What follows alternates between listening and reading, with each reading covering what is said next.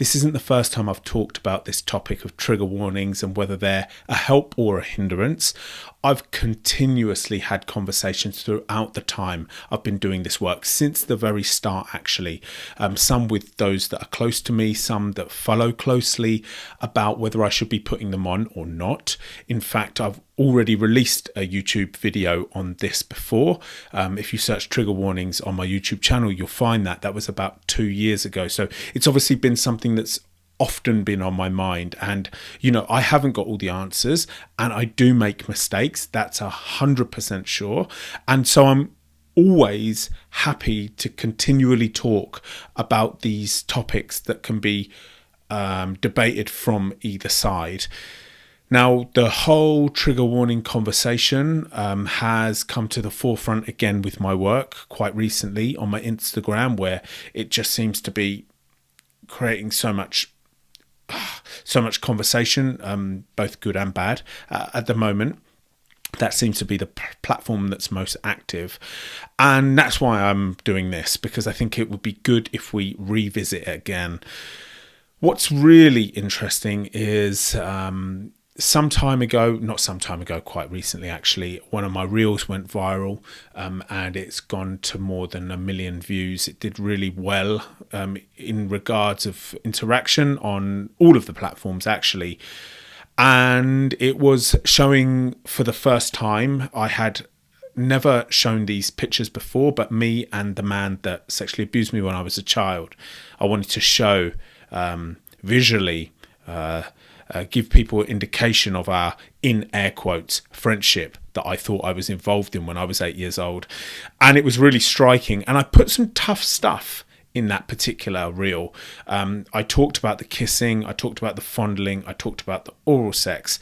But people really felt what I wrote on that reel with their heart. And that was all fine. The reel got plenty of views, brought loads of new people to my page, and nobody talked about trigger warnings, even though I know that video hit people hard. Sometime later, I released another post on Instagram, and this is when people started calling for trigger warnings. Now, I'm going to pull that post up on the screen for those that are watching on YouTube, but if you're listening along on your podcast app, don't worry about that. I will also read out this particular post for you. But just before we do that, let me just give you some context to my decisions around trigger warnings. And my decision around trigger warnings, which has been the same decision since the day I started this to now so far.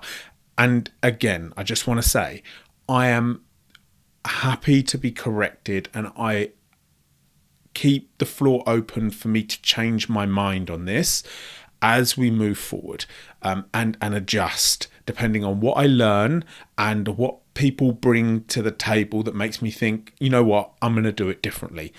But right now, I don't put trigger warnings on any of my work. Why don't I put trigger warnings on any of my work? Because one of the reasons why I have dedicated my life to raising awareness and getting this topic onto everybody's table is because I was so frustrated, upset and angry that people are tiptoeing around this topic, avoiding it, scrolling straight past it, not taking it seriously, not facing it, not confronting it. And I believed and still believe that a trigger warning in front of posts will lead more people to scroll straight past it, because particularly on that evening, they don't want to engage in a topic like this. So all the mothers and fathers that think that, let's just take that audience section as something for me to give reasons for my decision.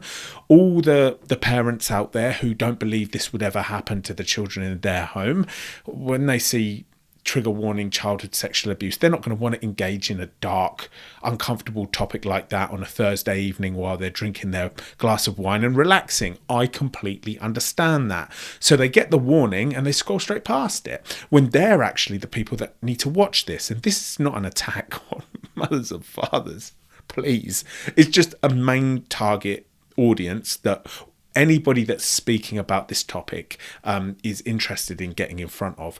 Now, without the trigger warning, that particular piece of content, they'll start reading it, see what it's about, be like, okay, see the relevance in them continuing to engage with it, either reading it or watching it if it's a video, and then they will get the information that we're trying to get to them.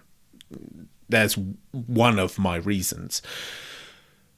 But with this particular post that we're going to talk about now, it really, and I'm not trying to be funny by saying this, but it triggered an emotion in people that led to me to writing to me and saying that needed a trigger warning. Now, it is an unusual post for that request to come after I just talked about the viral video that I put out that was very explicit. Now, I'm going to pull up the post on the screen here. Okay. So you can see it here. Again, if you're watching on YouTube, you can see this post, but let me just read it out to you. I'm attracted to minors. I fuck minors. I love young teenage girls, and there is absolutely nothing you will do about it. I will keep fucking their tight young vagina while you sit around complaining about it like the pussy that you are. Not to mention it's only paedophilia if the girl is under 13, so as long as I keep fucking these 14-year-olds, I'm fine. Winky face emoji. 14 is legal in Germany and there's nothing you're going to do about it. I'ma keep fucking them young. Wow. You can't even believe it. Now, what this is, if you're thinking, what the hell is going on? What did I just hear? This is a DM that I received from an anonymous account. They're not following anybody. They've got no followers. And they're private. So I decided, you know what? I'm actually just going to post this message as an image to show everybody what is really going on out there in some people's minds. This person doesn't give a damn about what they're doing. They don't care for it. They don't care what we say. They don't care for the justice system either, because they know they're probably not going to get caught or told on. And even if they do get caught, they're not going to see any prison sentence. They'll just get a slap on the wrist and be told to go along their way. So you get this kind of attitude. Now, on Instagram, this message, the format of Instagram, for those Instagram who use Instagram will know this, but those that don't, it's a little bit different to Facebook and Twitter and LinkedIn, because the image comes first and then the text comes underneath. Of course, with Facebook and LinkedIn, for example, it's the reverse. The text comes first and the image comes next. So on Instagram, people would have come across this message in an image format and been like, what the hell is going on? What is this? And then I explain. And then in the caption, I put, here's a DM that I received yesterday and is exactly the reason why I should be speaking at every school in the country. This is an emergency. I inspire young people to come forward if they receive messages from people like this before something goes too far. To all schools, book me for your students and staff. And if you're not part of a school, come and see me live because I'm delivering ticket events. So I wanted to use it as a slap in the face to be like, come on, this is so real. But as the interaction grew on Instagram, it has 1,000 likes and it has 200 comments. People were so taken back by it and so upset and emotional about it. They started saying this should have come with a context warning. Now, I understand that, and this is a presumption from me, but don't think I'm too far out. I'm going to say that the majority of people that would have liked context warning on that particular message are people who that particular message has triggered and reminded them of the behaviour of their perpetrator, the person that perpetrated them, and it's upset them. I also think that some people who wanted a context warning was because they were on a Thursday evening enjoying their glass of wine and that really upset them and they didn't want that. There's so many things we're going to talk about more and more as we go. But somebody sent me a DM that was very useful. And they said, by the way, I thought your account had been hacked because you hadn't told us that that was actually a message from someone when we first saw the image. And I was like, I wasn't clear enough there, was I? So the next time I did it, I put it on LinkedIn and Facebook because I post different posts on different times during the week, so that if you're following me on more than one social media platform, you're not seeing the same thing on an evening. You log onto Instagram, you see a post, and then you see the same one when you log on 20 minutes later onto Facebook. I don't want that, so I do it on different days. I took that response because it was completely valid, and I changed it on the other platforms. I actually took a screenshot of the actual message. Now, the first thing that people were really angry at, let's concentrate now at that actual message, was that this person needs to be reported to the police, right, immediately, because they're obviously an offender. Now, I had about 2 or 3 people volunteer and say, I can push this. So the first thing that they did was they reported to the local authorities in their particular country, and we didn't get anywhere. That's the summary of that. We didn't get anywhere because you can't locate the person whose account it is. There's no crime been committed. There's no actual abuse been committed. So one of the enforcement agencies, if that's the correct term, said, look, we can't actually do anything with this. I also think they're too busy to do anything with that. They're trying to fight a million crimes of this nature, and this particular message hasn't really got any substance to it. I know that's going to make people feel crazy and angry, but that's the reality of the situation that we're in. So that was all done. Okay. So I'm thinking about trigger warnings, right? People want a trigger warning on it. And I feel like when we now talk about trigger warnings, help or hindrance, what are you thinking about this? Because the more I think about this, I feel like this boils down to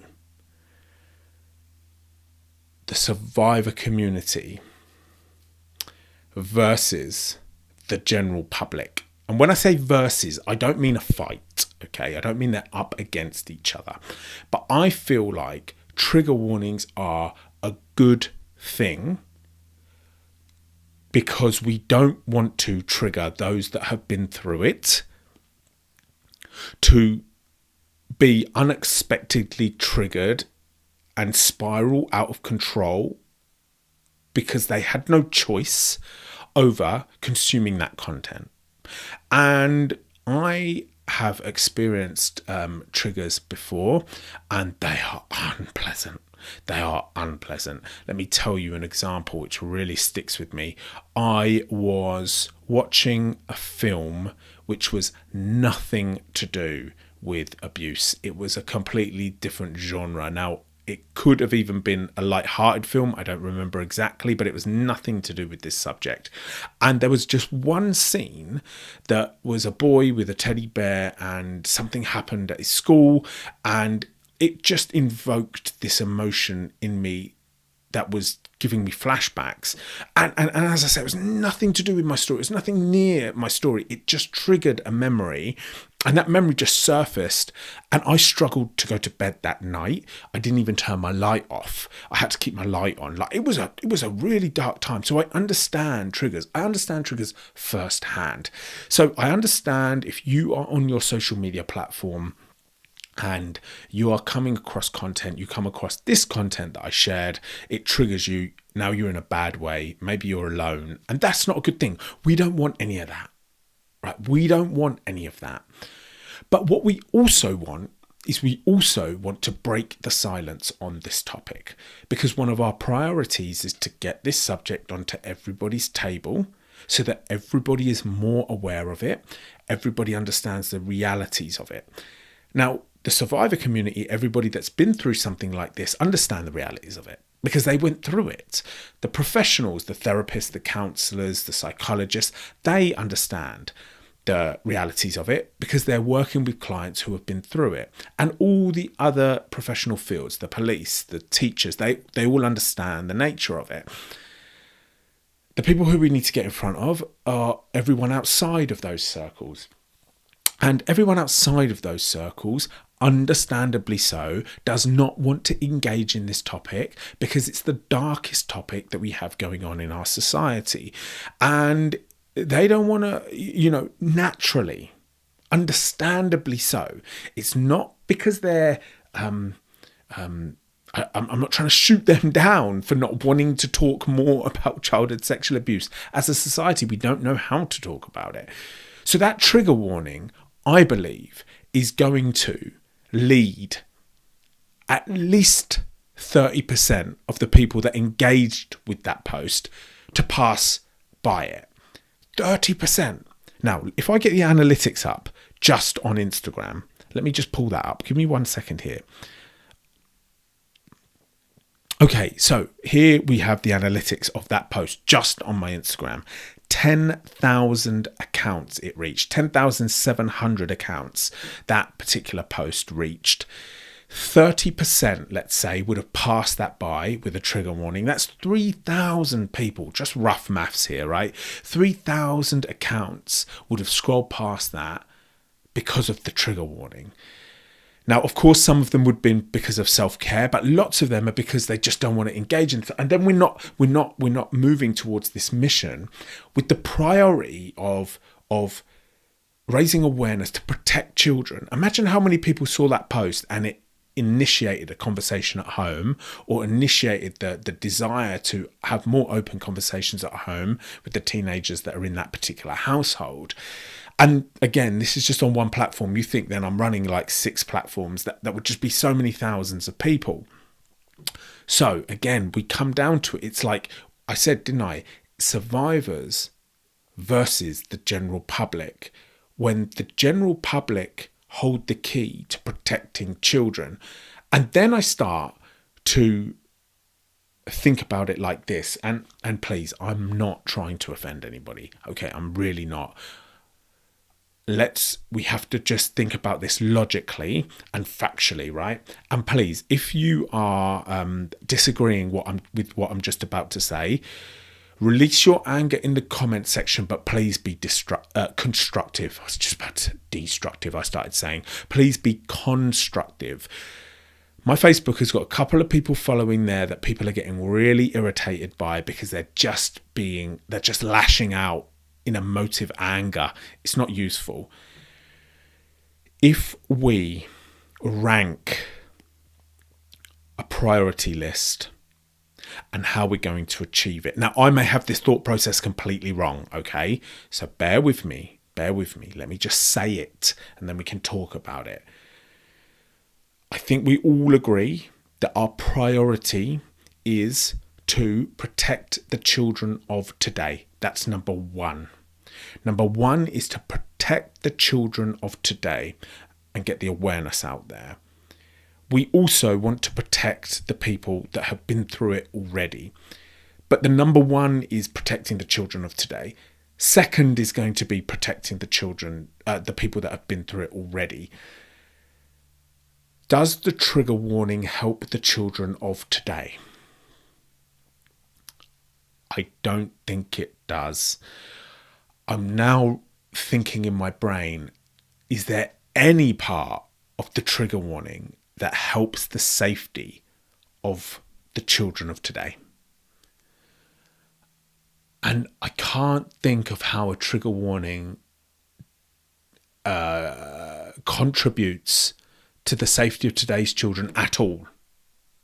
I can't think of one thing how it contributes to the safety of children of today, protecting the children of today, educating the adults and raising their awareness so that the children are protected. I don't think a trigger warning helps that at all. 0%.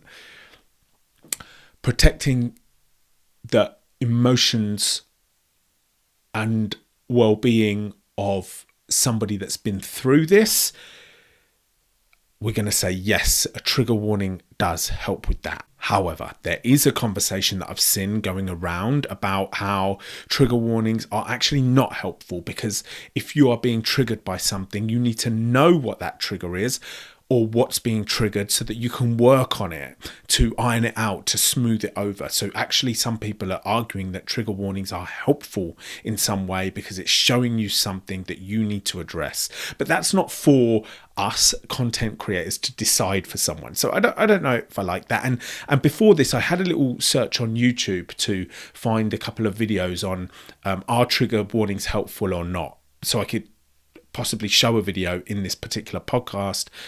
and get people's opinions, but they're also biased. Like, it's either yes or no, and we're trying to look at the whole thing. So I thought, instead of me trying to like cherry pick a certain video, I'll just talk about it and we can talk about it together. So if we're interested in the safety of children, then it's got to be no trigger warning, because thousands of people wouldn't watch the content. And that is where I'm at. We need to break down the silence and the stigma. This is not something that, as us as a society, if we are a society whose primary concern is keeping children safe and giving them their right to have a safe childhood, if that is our primary concern, we can't be silencing or covering up this discussion. The reason why we're in this situation is because this discussion has been covered up its whole life. The discussion around children being molested, assaulted, abused in a sexual way has been silenced its whole life for generations, and that's the reason why we're in this mess. And I believe a trigger warning adds another layer of that silence. And just as I finish, I'm going to say I'm sorry to anybody who this offends. Like, I really am. But my brain is trying to think about it logically, factually, and in a way that's going to lead us to the best awareness raising amongst all the general public that we possibly can. Now, just to finish, because I just thought of another point I was just about to summarize there, but like, I'm not saying that I'm never going to use trigger warnings again. Okay, I'm not saying that none of my work will ever come with trigger warnings.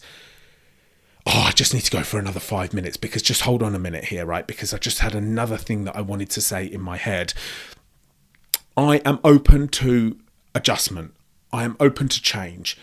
If someone's going to bring me facts that let me know that actually it's more beneficial to have a trigger warning on my work than not, I am going to consider this conversation continuously, and I will go back on what I'm saying today. No problem with that. Now, hopefully this will be my last point and nothing else will come up. But look, Baby Reindeer, did you see it on Netflix? That was groundbreaking TV in my opinion, and it did something that I've never seen any part of TV ever do, and that was look at what it did, right? Everybody, when you say Baby Reindeer, talks about a story of stalking, when that's not the real story. The real story happens in episode 4 and 5, and if you haven't seen the series yet, just turn off now, because I don't want to spoil it for you. Go and check it out, because the whole thing is centered around stalking, isn't it? Then episode 4 and 5, we see the main character go to that man's house and get raped. And what a harrowing scene that was. I couldn't even believe it. How they managed to get that on camera in that powerful way. Then you see how the life of somebody following that event unfolds, and you see the reason why he's behaving in all the different ways, interacting with the stalker. Nobody got a trigger warning for what was going to happen in that story. Nobody did. There was no trigger warning at the start. There was no trigger warning in front of that particular episode. They let it play.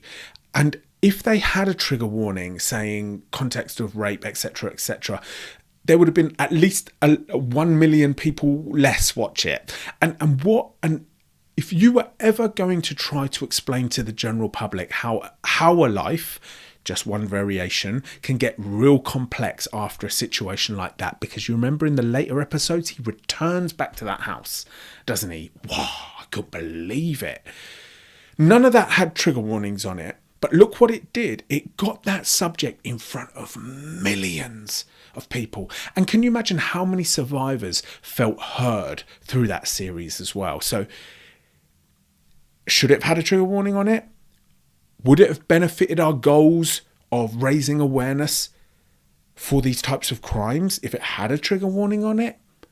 I'm interested to know what you think. That's what I'm going to leave it with. I'm interested to know what you think about all of this. If you have any papers, research, videos that you'd like to link, put them in the comments section, because I do read the comments now. And so Let us know. Let's get a discussion going on this. It is to be debated from both sides. Thank you. We got to the end. Thank you very much for engaging with this. I hope you're enjoying these podcasts that I put out there. Come support on jeremyindica.com. Come support at somethingtosayofficial.com. We are making moves. We are bringing conversations to the table that I don't see anyone else bringing. And I think that's a great thing. And we have a strong community through this. Thank you.